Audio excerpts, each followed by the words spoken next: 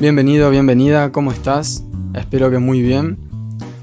Bueno, te presento este nuevo formato que estamos explorando en Iporá, que son las entrevistas a personas abocadas a un ámbito de la educación ambiental o relacionadas con algún tema en particular que nos interese aprender.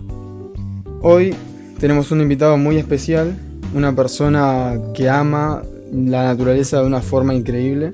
Eligió la biología como ciencia a través de la cual observa la vida. Él mismo se autodefine como rioplatense y podríamos decir que su casa se encuentra en la Reserva Costanera Norte de Ciudad Universitaria. Su nombre es Adiel Magnetti y con ustedes la entrevista. Así que bueno, lo primero que te quería preguntar es ¿cómo definís vos a las plantas nativas? Es una linda pregunta, porque de hecho hay algunas personas que no les gusta la terminología nativas. A algunos les gusta decir indígenas, a otros les gusta decir autóctonas.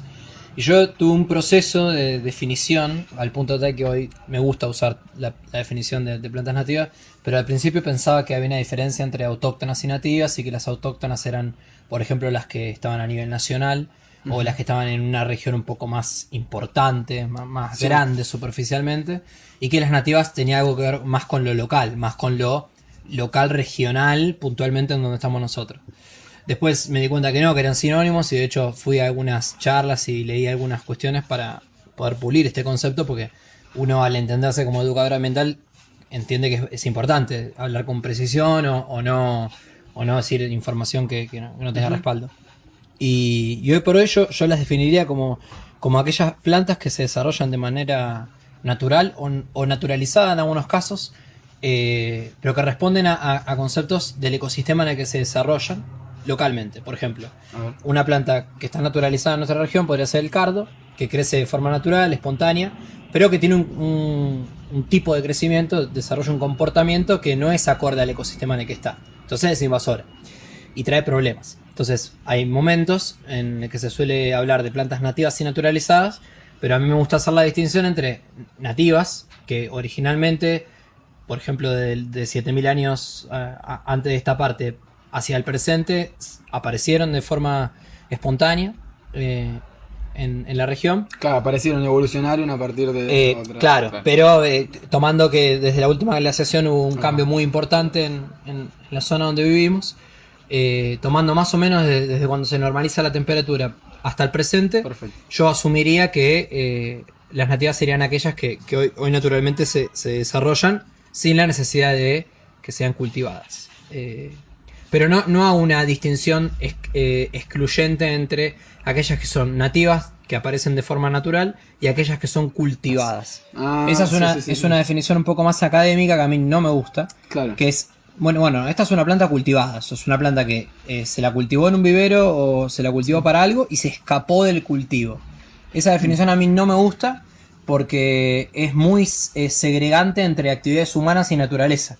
Sí. Y para mí no, para mí hay que entenderlo de otra manera, o por lo menos intentar analizarlo de una forma más integral. Sí, me pasó con el tema de la pindó, que a mí un momento me contaron que la pindó no, o sea, no sería nativa de Gran Buenos Aires, o sea, de esta zona por más allá de que llegue, porque todas las que naturalmente existían fueron taladas y las que están hoy por hoy son cultivadas. O traídas de emisiones directamente.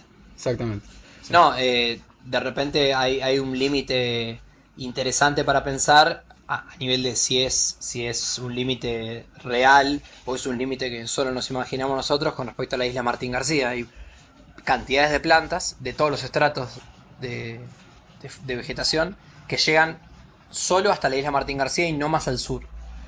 Hay un montón. Y de repente hoy en la isla Martín García todavía hay ejemplares de, por ejemplo, de pindó, de genética bonaerense, o sea, que están en el Río de la Plata, pero que no es lo mismo que esté en Martín García que esté en la costa de Quilmes. Ujú. Eh, Alguna buena referencia para todas esas plantas que tienen una distribución relacionada con la humedad y con las selvas marginales puede ser la selva de Punta Lara, que queda tan poquito, que la están desmontando tanto, que es muy complejo, pero hay un par de plantas bien rioplatenses que uno puede tomar la referencia de, bueno, llegaban hasta acá, la selva más austral del continente. Sí, perfecto. Bueno, genial. ¿Y recordás cuándo fue la primera vez que escuchaste hablar de este tema de nativas? ¿Cuándo te llamó la atención? Eh, y yo diría que estábamos hablando de septiembre u octubre de 2016, cuando se hizo el primer Juntos Somos un Bosque en Ciudad Universitaria. Yo me sumé a participar colaborando. Sí, me acuerdo. Pero más en relación a que yo era un nuevo miembro de un grupo local, que era el GECA, allá en Ciudad. Y había un colectivo mucho más grande, formado por un montón de personas, un montón de organizaciones que estaban intentando hacer una plantación. Y en el grupo nos despertó un montón de preguntas sobre qué van a plantar, cómo lo van a plantar, con qué diseño, un montón de interrogantes de, bueno, ¿se están mandando o saben lo que quieren hacer? Yo ese día fui a ayudar a la plantación, no sabía nada. Sí, no sabía nada. Me acuerdo haberte visto ese día, sí. Sí, yo de hecho me acuerdo de vos y todo. No tenía idea de nada. Y ese día fui y seguramente mandé un montón de cagadas porque no reconocía las plantas. Sí. Y hoy por hoy de alguna forma tengo cierta expertise. Pero me acuerdo de ese día, fue increíble. Fue muy choqueante. Estuvo hermoso. Pero fue a partir de ese momento que dije, no, acá hay un hueco de conocimiento que tengo, que si quiero trabajar en una reserva, quiero trabajar para contribuir a este tema, tengo que suplir. ¿Vos ya tenías pensado, tengo ganas de trabajar en una reserva? Yo sabía que quería colaborar con la Reserva Universitaria, que hoy por hoy sigue siendo como mi casa y mi primer lugar, y a partir de ahí me fui esparciendo hacia otros lugares. Pero lo que sabía hasta al menos ese día, que fue el primer shock de me falta todo este conocimiento, es que quería colaborar con la Reserva de Ciudad. Después me enteré que colaborar con una reserva implicaba saber sobre, por ejemplo, vegetación y poder distinguir entre un cierto tipo de planta y otro cierto tipo. Bien. ¿Y cuál, desde que entraste en este mundo de las nativas, cuál sentís vos que fue el mayor cambio que tuviste? ¿A nivel observación o a nivel experiencias? Qué linda pregunta. Bueno, en principio yo antes me interesaba por las plantas y era un aficionado de alguna manera, pero hoy por hoy hay un gran porcentaje del día que me la paso o pensando en temas relacionados con las plantas o observando plantas a mi alrededor, al punto tal de que es muy común que en vez de ir dialogando con alguien o escuchando la radio, escuchando música en el auto o en un transporte público o circulando por la calle, vaya mirando las plantas. Hoy reconozco todo lo que está, reconozco básicamente todo lo que tengo a mi alrededor. Hay muy pocas especies que están en las ciudades que no reconozco, y eso me generó darme cuenta de el entorno en el que estaba. O sea, me generó ser más consciente de lo que me rodeaba en cuanto al aspecto de la vegetación. Y de la mano de la vegetación, todas las demás cosas, ¿no? La fauna asociada, a empezar a aprender un poco más sobre el suelo. El suelo a mí siempre me interesó, pero empezar a entenderlo en clave con el suelo condiciona la aparición de ciertas plantas. Exactamente. Me hizo... es como, yo entiendo a veces que tenemos como lentes para mirar el mundo. Yo miro muchas veces el mundo con los lentes puestos de la vegetación que nos rodea. Qué bueno, qué buena mirada. ¿Y sentís que estuvo este cambio de tu mirada, de cómo percibís el mundo? Y no sé, por ejemplo, a mí algo que me pasó cuando empecé a entrar en este mundo es, y una de las cosas que más me gusta del mundo de las nativas es las personas que conoces.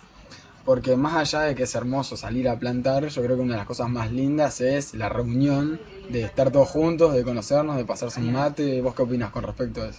Sí, coincido plenamente. Es una hermosa comunidad y sobre todo es una hermosa comunidad porque esa primera pregunta que vos me haces, cómo yo las defino. Hay tantas definiciones del tema como personas dentro de este pequeño mundillo y que en realidad ahí está la riqueza, ¿no? Porque como cada uno conceptualiza este tema, es como cada uno luego va a enriquecer a esa comunidad de conocimiento.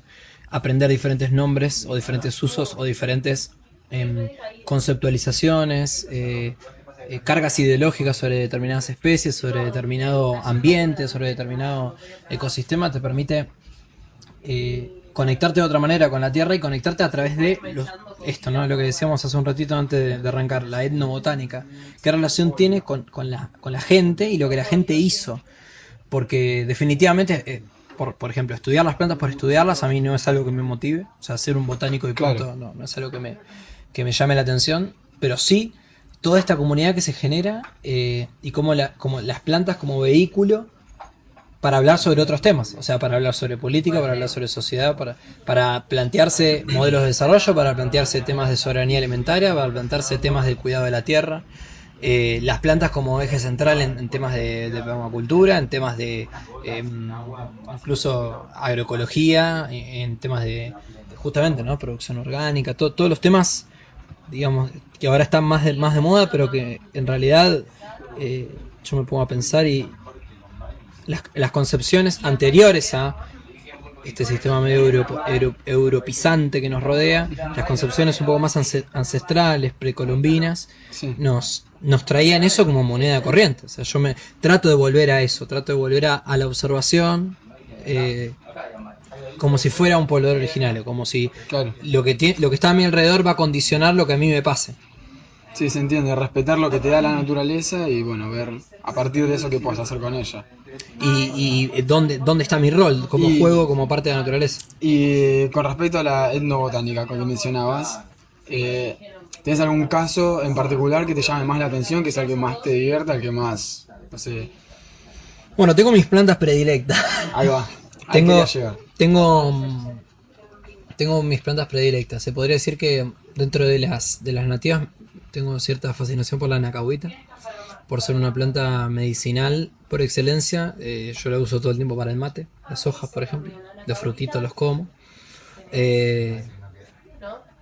Me gusta mucho cultivarla, me gusta mucho plantarla, observarla. Una muy parecida, que tiene frutos muy parecidos, es el chalchal, el cocú. Justo me mandabas una foto de chalchal hoy. Y después en otros estratos, ya no hablando de árboles, sino hablando de trepadoras, tengo bastante afinidad con la tasi, por el multiespectro de usos medicinales que tiene. Por ejemplo, La cultivo en mi casa. Y tiene 4 usos principales. Sirve para hacer depilación definitiva. mira, Se usaba de manera cultural combinada con el barro, porque tiene látex, como Sí. el curupí. Ujú. Son todas lechosas. sí. Se mezcla con barro y se puede hacer adobe con eso. Lo hacían los tobas incluso. Le dicen sandía de monte porque la comen los zorros. Tiene la posibilidad de trepar o tiene la posibilidad de ser rastrera y subirse a un pasto y taparlo. También es afrodisíaca. Se puede comer. Sí. ¿En qué momento la cosechas? Porque a mí me pasa que cuando la quise cosechar, larga, digamos, es el líquido. El líquido lo larga siempre. Ahí va. Y si te pasás del momento en el que deja de largar el líquido, que es cuando se seca, ya no la podés comer así nomás. Ya la tenés que preparar. Si vos la cosechas cuando todavía está verde, que en realidad el momento para cosecharla es cuando los frutos adentro están amarillentos, ocres, no marrones, porque marrones después van a estar cuando se abra. Sí. Entonces medio que tenés que adivinar porque vos no lo ves, sino que tenés que más o menos tener el ojo. Yo esta vez las coseché a fin de abril y hice una cosecha en mayo también. Y todavía tengo en mi planta de mi casa algunas verdes que no maduraron. Sí, varias que maduraron, abrieron, dispersaron las semillas, como para ver. Y después tengo seguramente algunas... bueno, la orquídea del talar, que es una hierba. No es ni una enredadera ni un árbol. Es una orquídea terrestre, muy linda. Tengo algunas predilectas, pero la tasi y la nacahuita son como mis favoritas. Qué bueno. Y antes hablamos un poco de los corredores biológicos, no sé si querés mencionar algo ahora. ¿Qué son y por qué son importantes? Bueno, el concepto de corredor biológico no es un concepto nuevo, es un concepto bien ecológico, o sea que es de la ciencia ecología, y su función principal es garantizar la continuidad de una cierta formación, de una cierta matriz natural, silvestre, que permite que ciertas especies, ¿sí? Los corredores siempre están asociados a especies, o ciertos procesos se conserven, como por ejemplo, para conservar al yaguareté se necesita que haya cierta cantidad de extensión de su hábitat natural de manera continua en una determinada extensión, como por ejemplo podría ser durante toda la provincia de Misiones, que del norte hasta el sur exista un circuito por donde el yaguareté pueda circular, no un pasillo, sino una franja bastante ancha. Para traer ese ejemplo del yaguareté al Río de la Plata, el corredor biológico rioplatense vendría a ser este sistema de reservas de áreas protegidas, formal o informal, sino que sean áreas silvestres que estén de alguna forma resguardadas de los grandes impactos de la urbanización, que permitan la circulación de especies. En particular, sobre el corredor, sobre la ribera platense, se mira mucho el aspecto de las aves. Buenos Aires tiene alrededor de 300 aves y en las reservas... sí, siempre nativas. Y alrededor de estas reservas que están sobre la ribera suele haber 200, 250, 230, 150, 110, 60 y pico. Entonces, dependiendo del grado de conservación o de naturalidad que tenga cada uno de estos nodos, tiene la capacidad para albergar a mayor cantidad de especies. A veces se mira que cada nodo debería ser lo más grande posible. Sobre todo esto hay libros escritos, o sea, es teoría ecológica. Hay veces que se mira sobre la conectividad, hay veces que se mira sobre cantidad de especies vegetales en una superficie chiquita, pero que a partir de esa cantidad de especies vegetales se corresponde con una gran diversidad de animales. A veces se mira que el lugar tenga el menor impacto desde los bordes, o sea que sea una transición amable entre la ciudad y el área natural. A veces se mira que el lugar esté en un sitio estratégico, como podría ser las reservas que están sobre la ribera norte de Buenos Aires, ribera norte Vicente López, sí. Algunas reservas en el delta o cerca del delta como Otamendi. Y hay casos donde están tan insertas en la matriz urbana que ya hay que mirar otro tipo de cuestiones con respecto a si están cerca de los cursos de agua, si tienen la posibilidad de conectarse con lo que se llaman vías, como las vías férreas o las autopistas, o las grandes avenidas con bulevares. Entonces es complejo de analizar, pero a grandes rasgos se podría pensar como una conectividad generalizada para que la naturaleza regional de un sitio se mantenga todavía viva a pesar del avance de la urbanización. Claro, bien. Y volviendo un poco al tema de las plantas nativas, si yo quiero llegar a alguien que no tiene idea de todo esto, ¿por qué es importante cultivar especies nativas o reconocerlas? ¿Por qué me importa saber de las plantas nativas? Bueno, el por qué cultivar plantas nativas es una pregunta recurrente entre todos los que básicamente o trabajamos con este tema o nos interesa. Hay varias respuestas posibles, pero hay una que a mí me cierra mucho, que es porque son parte nuestra. ¿Por qué cultivar plantas nativas? Porque son aquellas que pertenecen a nuestra identidad colectiva, que pertenecen a nuestro patrimonio, porque con ellas vienen asociadas un montón de otras cosas. Las plantas nativas como excusa, como decíamos hace un ratito, sí, de otras cuestiones asociadas, lo que se suele mencionar como los servicios ecosistémicos, servicios ambientales, o incluso pensar en plantas nativas para atraer a la fauna. La fauna en general es más carismática que las plantas, y si uno no detecta los usos intrínsecos de cada una de las especies, para lo cual hay que leer o hay que informarse, o hay que tener el acceso a la información que existe sobre los usos de las plantas nativas, los animales empiezan a despertar cierto interés, y la pregunta de, bueno, ¿y por qué aparecen los animales? O como le pasa a uno de nuestros padres o abuelos, ¿por qué antes había más mariposas? ¿Por qué antes había más aves? Ese es un punto de entrada. En mi casa me está pasando muy de a poquito, con mis abuelos, con mi viejo, es bastante satisfactorio. Tiene algunos problemas, ¿no? Uno cuando cultiva nativas siempre quiere algo bien rústico, bien agreste, cuesta tener las cosas prolijas, porque el concepto de nativas viene asociado con una complejitud ecosistémica, y cuesta ir al estilo vivero, sí, comercial, donde todo está lindo, donde todo se ve espectacular. Entonces, yo pienso que la justificación más razonable, o la que a mí más tranquilo me deja, es porque tenemos que. Porque es parte de lo que somos. Okay. Es como hoy por hoy, en este clima mundial, es como hacer hinchada la selección o defender las Islas Malvinas. Lo planteas, digamos, como Argentina, no como... No, como yo me entiendo como rioplatense. Ahí va. Como esto para aplicar también en un ciudadano que viva en Europa, un ciudadano que viva en Oceanía o que viva en el medio de Alaska. Porque es parte del lugar donde vos vivís, es parte de la identidad del sitio y de la comunidad que habita en el sitio donde te toca vivir, donde azarosamente naciste. Claro. Es como un arraigo a tu tierra, a tu cultura, a lo que vos sos, y también va a de alguna forma definió lo que sos. ¿Cómo queremos transitar nuestra vida, ¿no? O sea, cómo queremos vivir en las ciudades, cómo queremos interactuar con lo que nos rodea y con lo que pasa, ¿no? Entonces pienso que si una persona puede identificar que las plantas nativas y todo lo que tienen asociado, o sea, digo las plantas nativas de nuevo como excusa, podrías mirarse también desde la fauna, desde los servicios, desde la tierra, desde el agua, desde el aire, pero mirándolos desde la óptica de las plantas nativas.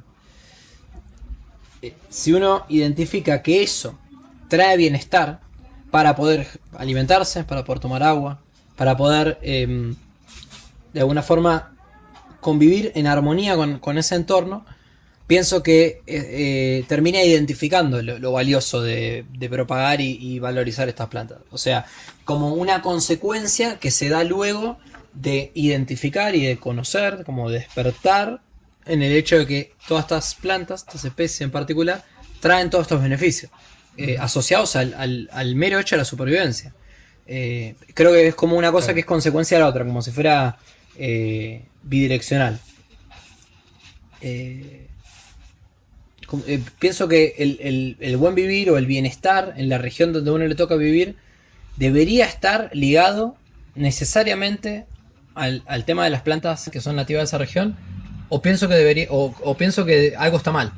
O sea, si vos como persona que vive en un sitio no tuviste en ningún momento ni la oportunidad o la curiosidad para preguntarte ¿qué onda con las plantas del lugar donde yo vivo? Pienso que hay una parte de la conexión con el entorno que te está faltando. Claro. O sea, no siendo a propósito de esa persona que nunca se hace, sino que pueden haber sido otros factores externos siempre que no lo llevaron a preguntarse. Claro, pero es parte del entorno, no puedes no preguntarte qué onda con la... Pienso que en algún momento de tu vida eso te tiene que llamar la atención. Uh-huh. Podés no tener quizás el ojo crítico para diferenciar entre qué onda con lo que se planta, o sea, de manera antrópica, o sea, yo elijo plantar esto y no otra cosa, y qué onda con lo que aparece naturalmente. Pero si alguna vez dijiste la palabra yuyo, o te molestó algo que estaba creciendo en un lugar donde vos no lo querías, ese concepto en algún lugar de tu profundidad lo tenés. Entendés que hay algo que aparece solo y otra cosa que yo puedo elegir plantar. O sea, uno fuiste a un vivero a comprar y te diste cuenta que no eran infinitas plantas para elegir, sino que son acotadas, son finitas. Hay algunas que están y otras que no están en ese vivero. De alguna forma tenés que internamente, de manera inconsciente, ¿no?, tener esa pregunta o ese concepto de, bueno, hay plantas que acá las voy a poner y hay plantas que no las pongo. ¿Entendés? Sí. Está bueno tratar de llegar a la mayor cantidad de personas posible que se empiecen a preguntar esto, a ver qué plantas me rodean, a ver cuál es mi entorno, y quizás nos terminemos haciendo todos amigos. Ojalá, pero sería lindo. Muy lindo, che, muchas gracias. Bueno, hasta acá llegó la entrevista, espero que te haya gustado y cualquier duda, consulta, sugerencia, lo que quieras, nos dejas en los comentarios y vamos a estar haciendo lo posible para traer más entrevistas y de mejor calidad en cuanto a audio y video. Muchas gracias.